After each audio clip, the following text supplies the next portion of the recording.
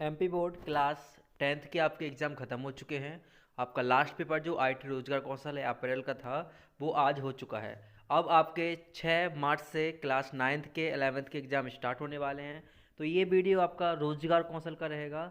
बहुत ही important video है, क्योंकि ये जो आपको यहाँ पर क्वेश्चन आंसर दिखाए जा रहे हैं, ये जिस लैंग्वेज में लिखे हुए हैं, ये आपको किसी परीक्षा अध्ययन या 20 क्वेश्चन या नहीं मिलेगी, क्योंकि इसकी कोई भी परीक्षा अध्ययन नहीं है। मैं आपके लिए ये अपने कोचिंग के एक स्टूडेंट्स के नोट्स लाया हूँ, तो आप इसको ध्यान से नोट कर लीजिएगा। और ये क्वेश्चन वही हैं जो सीधा आपके एग्जाम पेपर में छपेंगे। फर्स्ट क्वेश्चन है आपका, ये क्वेश्चन आपका 2 नंबर में आता है। कैसे क्या करना है इसको तो आप ध्यान से देख लीजिएगा।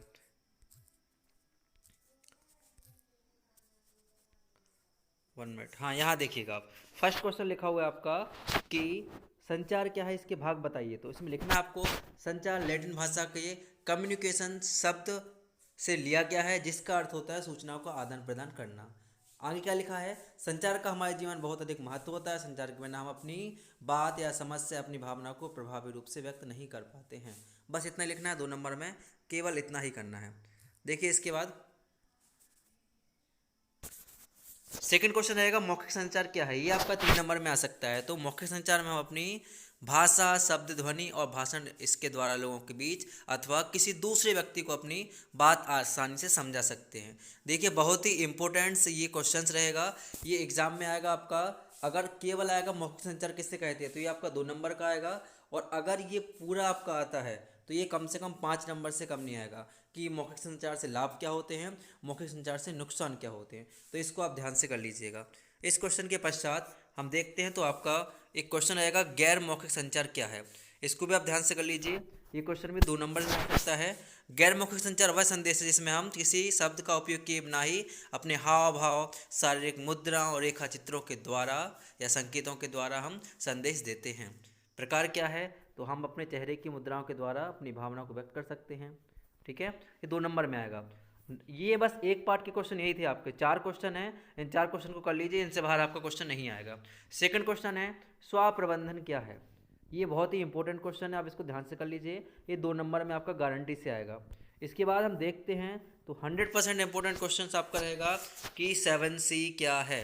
7 नंबर का क्वेश्चन है आपका ये ध्यान से करना आप। 7 नंबर में क्वेश्चन आएगा, 7C लिखा क्या है। तो संचार कौशल को प्रभावी बनाने के लिए कुछ मूलभूत सिद्धांतों का पालन करना होता है। कौन कौन सिद्धांत हैं, तो 7C में क्या लिखा है, सबसे पहले लिखा है आपका क्लियर, सी से क्लियर, इंग्लिश में क्या बोलेगा वो स्पष्ट। तो आप जो भी कहना चाहते हैं उसके बारे में स्पष्ट रूप से कहें।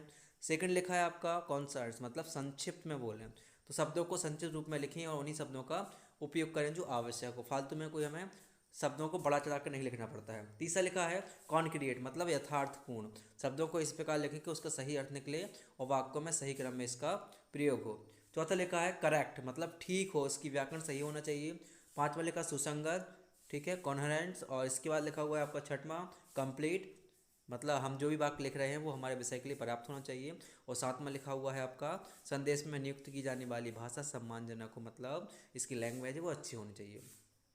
इस क्वेश्चन के पश्चात हम देखते हैं, तो आपका ये क्वेश्चन रहेगा आपका, ये भी 7 नंबर में आ सकता है, आईसीटी क्या है और इसकी कक्षा में उपयोग बताइए। बहुत ही इंपॉर्टेंट क्वेश्चन है। पिछले साल एग्जाम 2023 का जो एग्ज़ाम हुआ था, उस एग्ज़ाम में पिछली बार आपका ये एग्ज़ाम में क्वेश्चन आया था 7 नंबर में। आप इसको ध्यान में कीजिएगा। इसके पश्चात क्वेश्चन आपका रहेगा कि आत्मविश्वास क्या है। ये भी 7 नंबर का क्वेश्चन है, पिछली बार आया था। एक सफल व्यक्ति के गुण बताइएगा। ठीक है, ये क्वेश्चन जो आपको दिख रहा है पिछली बार आया था, इस बार आपका 2 नंबर में आ सकता है। आत्मविश्वास क्या है, तो आत्मविश्वास अपनी क्षमता और अपने आप पर भरोसा रखने की भावना है। अगर हम अपने आप पर पूर्ण विश्वास रखते हैं तो हम अपने जीवन के प्रत्येक क्षेत्र में सफल हो सकते हैं।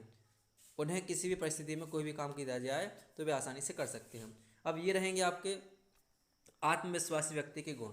तो फर्स्ट क्या लिखा है, सफल या आत्मविश्वासी व्यक्ति अपने आप पर भरोसा रखते हैं और कितनी भी असफलता आ जाए लेकिन वे धैर्य के साथ उसका सामना करेंगे और सफल जरूर होंगे। तो पहला गुण ही हो गया। दूसरा क्या लिखा हुआ, वे सफल होने के लिए कठिन परिश्रम करते हैं। थर्ड क्या लिखा हुआ है, लक्ष्य प्राप्ति के लिए सकारात्मक सोचते हैं और नकारात्मक चीज़ों पर ध्यान नहीं देते हैं। फोर्थ रहेगा, वे अपने कार्य के लिए इतने प्रतिबद्ध होते हैं कि दूसरी की ओर ध्यान नहीं देते हैं या दूसरी किसी और ऑब्जेक्ट पर ध्यान नहीं देते हैं। तो बहुत ही इंपॉर्टेंट रहेगा, आप ध्यान से इसको कर लेना। ठीक है, इसके पश्चात हम देखते हैं, ये है आपका क्वेश्चन, रैम और रोम में अंतर। 100% 2024 के एग्जाम में आने वाला क्वेश्चन है, रैम और रोम में अंतर बताइए।